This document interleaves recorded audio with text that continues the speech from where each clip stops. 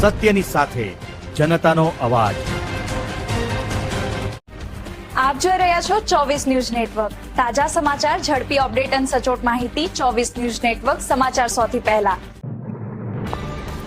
થરાદમાં પરવાનગી વગર કમર્શિયલ બાંધકામનો આક્ષેપ, નગરપાલિકાની કામગીરી સામે સવાલ।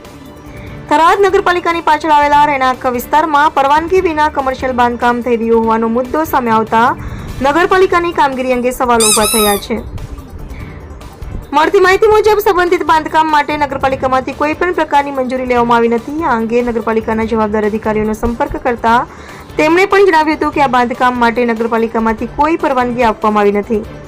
સ્થાનિકોમાં એવી ચર્ચા પણ છે કે બાંધકામ દરમિયાન નગરપાલિકાના પાણી પુરવઠાના પાણીનો ઉપયોગ કરવામાં આવી રહ્યો છે। જો તપાસમાં આ બાબત સાચી સાબિત થાય તો સરકારી સુવિધાના સંભવિત ગેરઉપયોગનો મુદ્દો પણ સામે આવી શકે છે।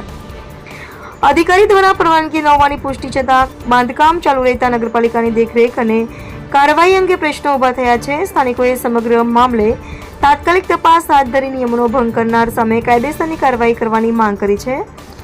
સાથે જ જો કોઈ અનિયમિતતા સામે આવે તો બાંધકામ અટકાવી જવાબદારો સામે કડક પગલાં ભરવા પણ માંગ કરવામાં આવી છે। અહેવાલ રાણાભાઈ પારેગી, થરાદ।